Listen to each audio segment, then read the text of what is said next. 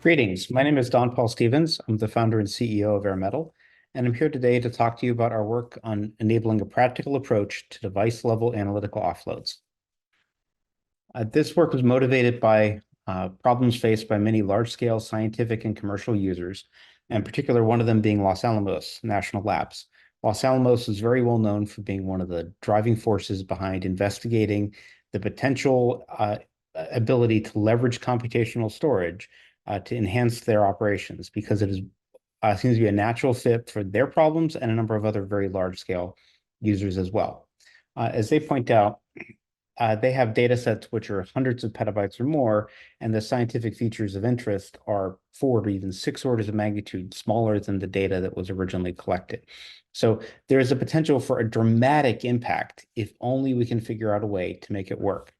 So let's go back and look at this. Computational storage, you've heard about that before.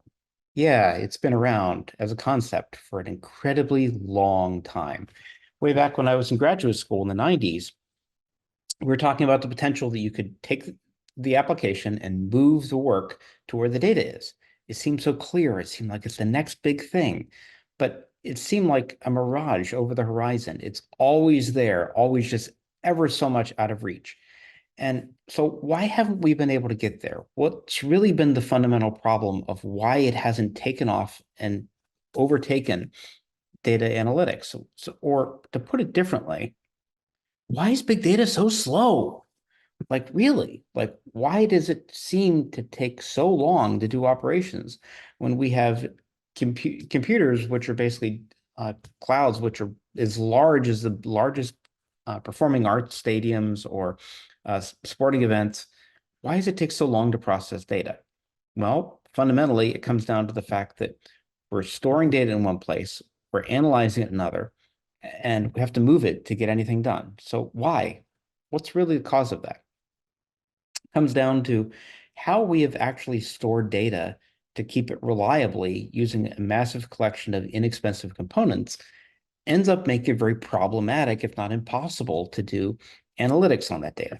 So RAID and erasure coding have been used for decades, but really, what's the problem? I mean, it seems so simple. It's a nice XOR function applied equally across these elements, and maybe it's a complex tree, but enables you to recover data even if you're missing some number of the data elements. So what's really the problem? Let's drill into it, okay? So we take some data that's reliably placed in storage. Just take 4 drives, for instance. Nice fixed uniform size. You've proven these algorithms for hard drives and others. It seems so simple, so straightforward. But here's some data here. And this is very simple data, a table in CSV format.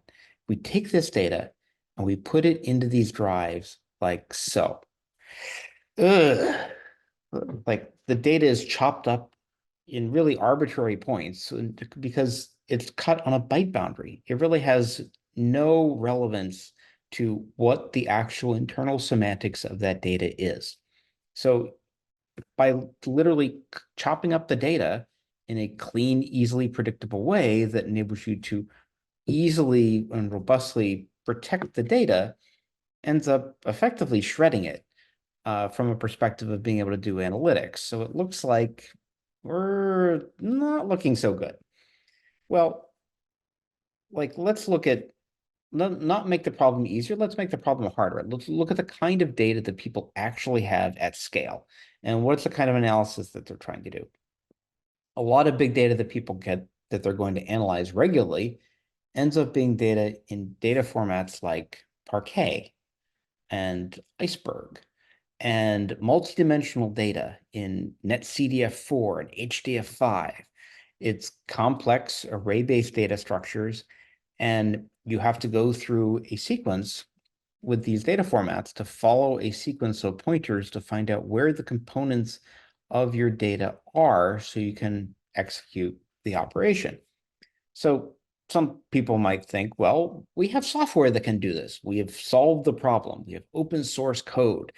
You simply need to effectively recreate a computer inside of your SSD. Well, you could, but that starts to get rather complex and expensive. And these devices, remember, need to have they're firmware validated to the highest degree so that they're very high quality, very predictable operations. And chasing pointers and branches and memory management, this is complex stuff. This can be really hard. It's very hard to debug. And a lot of software engineers have bugs when they write their code. And the quality thresholds required for firmware in these devices is incredibly high. So if you're that little SSD there, you're looking at these rocks of how do you manage this complexity? Where do you turn so you don't go crashing and lose all your performance because you're trying to navigate these complex data structures? I mean, there's more problems than this, but this hopefully helps enlighten the fact that these are really complex operations, and we need to figure out how are we actually going to solve these problems. So how do we do this? Well, we thought we're just going to look at this problem and say, this looks pretty much like Gordian's knot. It's really complex, interwoven, complex data structures, complex operations. How are we going to manage this? Well, we took Occam's razor out to the Gordian's knot and said, we're going to just cut through this and say, we need a completely fresh, clean approach. And it comes in a few steps. The first step is we have to actually preserve the semantic structure of the data. So we look at the data as it comes in. We're not indexing it. We're looking at the data for a fundamental record type, like is it CSV? Is it JSON? Is it Parquet? Is it a CDF4? Like, is there an element that is semantically meaningful that we can partition or cut the data? To do this, you're not cutting on a perfect byte boundary. No, we're looking for the object's underlying metadata that enables us to understand what the pieces are or what the subpieces that we might need are. And this critical metadata, it's not to scale here. This is typically it's on the order of 0.1%. So it's really, really small because it's basically telling you what the boundary is that enables you to do processing in the future. It's effectively a form of divide and conquer. Now, once we've partitioned the data in this way, each one of these subcomponents can be processed independently in parallel. There'll be some overlying object scale metadata that isn't needed for computation into the components, and we store that as well. And this information about which bytes are used to wrap the data enables us to work as a storage system so you can reliably store and retrieve data. So if you're just reading ranges of bytes, it works just like a traditional object store. But for analytics, it can all run in parallel. Now, once we've enabled that capability across the fleet that's used for implementing a robust, reliable storage service, that opens the ability that we can actually go into the drive. Now, the drive, the next innovation is it's data path only. We have zero control path, like in the drive. The drive, in our view, this is one of the underlying problems of why computational storage has proven so hard to implement for analytics. The control path, the fact that you oftentimes have branches and complex paths that you need to figure out, those really aren't the functions that are going to execute well in a system designed for hard real-time operation when at all possible. We want something which is very straightforward to implement and utilize and minimal to no difference in cost or design complexity. So what would this approach look like? Well, this approach, we call it a check and fetch. They're purely user-level APIs. No control system required. If the user can simply read the data, they can be able to perform what effectively is a modified read to be able to retrieve data, to check on the operations, potentially think of something like floating point data, and you have 64-bit IEEE floating point numbers. Well, if you want to do a range check, you can reduce a 64-bit floating point field into 1 bit. It's 1 bit to indicate the result. Is it yes or no? Is it in or is it out? And similarly, fetch, you can similarly take operations that densely encode like a bit field for which elements you want to retrieve back, and you can use that same semantics to retrieve data back. And then it comes back cache line packed. So it's very easy for the processor to use when it arrives. So seems promising. So why don't we drill in and look at how this kind of methodology could be applied to one of these complex data types, specifically Parquet. So this is showing you a simple select query, which is a subcomponent of a star schema benchmark. And this, you're doing a select that is looking at a number of columns, but you only really want the data that meets the criteria in the where clause.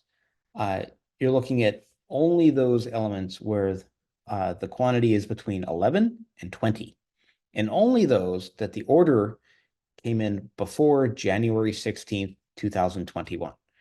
Now, in Parquet, your individual columns of data can be megabytes per side, for each column.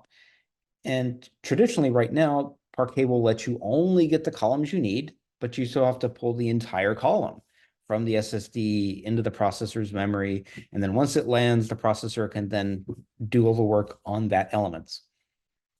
Now, if we have these kind of operations where we can check and fetch the data inside the NVMe device and potentially use something like a CMB, like effectively a host-controlled memory region inside the SSD, then you could actually perform these check operations to evaluate the quantity and find out, is it within the range? Look at the dates and find out, is it something that's relevant? Take these bit fields and you can actually combine them.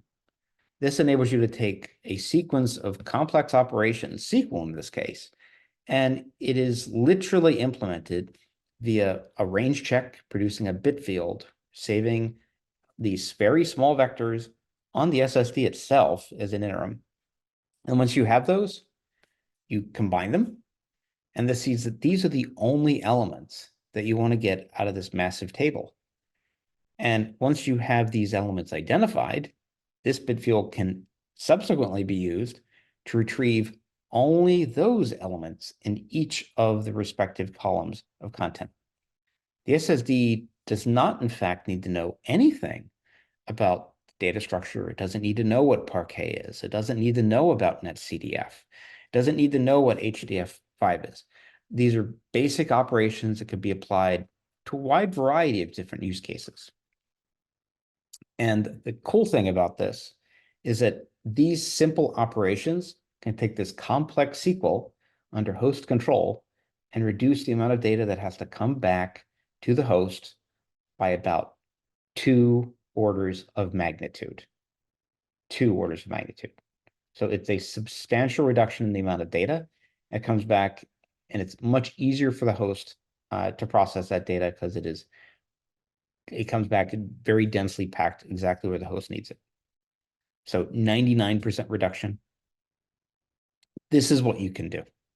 So in summary, I'd like to say, don't ask what you should do for your storage. Ask what your storage should do for you. And even better, we're planning a firmware-only implementation on a high-volume commercial SSD to be demonstrable later this year. So please watch our website for news, and feel free to email me directly about this. And take a moment to rate the session. And as I said, if you have any questions, please put them in the chat, and we'll be happy to get back to you. Thank you very much.